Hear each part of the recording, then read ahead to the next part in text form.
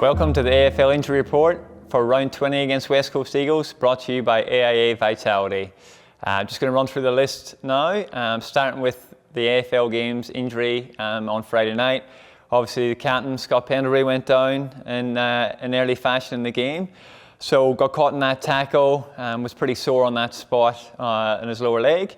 Ended up getting a scan and a CT the next day, which revealed a small crack in his fibula, which generally looks at about 4 weeks off legs. So Pendles will be in a moon boot for 2 weeks, get into progression onto a bike for 2 weeks, and then we'll be able to start loading then on that 4th week and to start some straight line running. So obviously that rules out the remainder of the home and away season for Pendles, but obviously getting him recovered and back on the horse for pre-season is the main objective with his rehab now. So it's getting this first phase of recovery right. And obviously we'll miss his leadership on field, but a chance for someone else to step up and have a look at Tay, Stilo and Howe to fill that void moving forward for the next month. The rest of the gang now, so we had a few boys that missed last week's game that we'll touch on. JT obviously missed with the concussion symptoms he suffered on the previous game. On the mild scale his concussion was, and it was JT's first concussion in his career.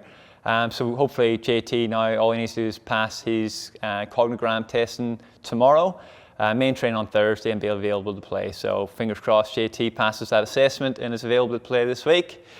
Will Hoskin-Elliott had that severe back spasm again on that previous game. Last week had an injection to help relieve some of that pain. Recovered and rested up over the 3 or 4 days for that weekend, and has come back in cherry ripe now today, so he'll be available to play. So great news for Wilbur. Chris Mayne had that ankle roll against Carton as well. Played out the game, but pulled up with some tenderness in his midfoot. So he had a little midfoot sprain last week, and obviously with the 5-day turnaround, just wasn't enough time for Chris to turn that around and get up for the game against Port Adelaide. But he was out on ground today. We'll go into the first training session of the week tomorrow, and we'll put his hand up for selection. So he is available as of now for selection this week, which is great news for Mayne. This week sees a great return for Jeremy Howe. So brilliant to see Howe come back this week. As I touched on last week, he completed his 3 main criteria for his return to play with flying colours. Had a really high intensity training session with the non-AFL group here on Friday at the Holden Centre before we went into the game against Port Adelaide, and he was super impressive. So it's great time to have Howie back with Pendles obviously missing, and hopefully get some confidence under his belt for the last 4 rounds of the season and setting him up then for a really strong preparation get into 2022. So I say looking forward to seeing Howie, and a really good matchup for him in getting into the West Coast game with that tall timber down there. So wrapped to have Howie back and hopefully gets through the game with flying colours. Another player to return this week will be Will Kelly. So Will, a couple of weeks ago, had that very minor quad strain, had the 1 week where he transitioned through that recovery phase. Last week he returned into the footy program with the main group and finished off, taking off his return to play on the Friday with that huge session with the non-AFL group, completing really high sprint efforts, 12k load, and he'll just go into a normal program this week. So he'll taper down into the light training session Tuesday, main train on Thursday, and be available for selection. So again, Will was one of the cavalry that returns this week, and hopefully gets a really good month under his belt to finish the year on a positive note and set up again for 2022 and beyond. So great news for Will, and I say looking forward to him finishing off on a really positive note this year. On to the rest of the rehab crew in alphabetical order. So Beggy going really well with that shoulder reco. So he started to transition into some ball work, has done about 80% of that football session on the Friday with the non-AFL group.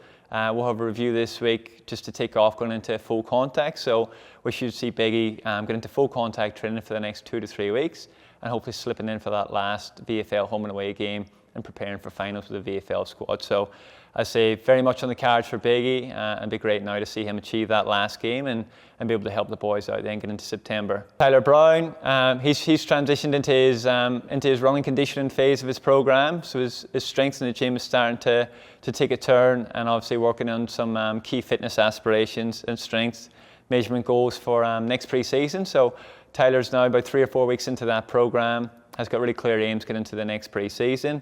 As I say, it's a clean slate for Tiz and setting himself up for a big shot at next year and hopefully cementing that spot in the AFL 22 and that midfield brigade, get into next year and beyond. Josh Dakos has a finger review today. So usually at this stage we look at a 2 to 3 week return once he gets passed and cleared from the surgical review. So he's got that today. So we'll wait on word on Josh today. But most likely, if we get him back, it'll be looking at the last round of the season. So at the minute, he's getting into his conditioning phase, some light ball handling at the minute, but can't go into transition contact in with the main group until cleared from the surgeon. So we'll look at similar to what it would be with Beggy, so 2 to 3 weeks building up, transitioning through that full contact football and looking for the last round of the season for Dakes. Ash Johnson, speaking of fingers, so Ash likewise with Dakes will follow a similar timeline. He'll be looking at that last round of the season, again following the same suit in getting a surgical review, building up through that transition contact, finger strength, tackling and grappling, and hopefully having a positive scan then whenever he gets it rescanned before he's ticked off to return to play, which was the hurdle that he had fallen on the last time. So fingers crossed again for Ash that he does slip into that last round of the season. Beau Mccreary.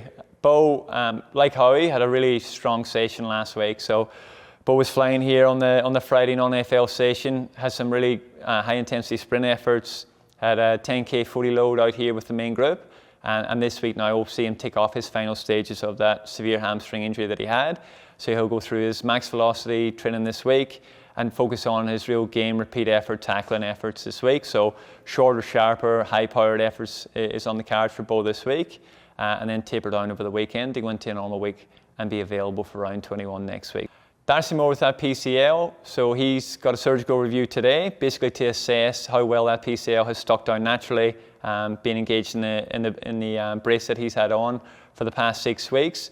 On assessment this morning with the doc, though, looks like it's tracking really well. He's did really well to maintain his quad strength and his VMO. So hopefully Darcy is tracking in the right direction, avoid surgery and just continues along the natural path of recovery and into the pre-season for 2022. That's the list as it stands going into this week's game against West Coast.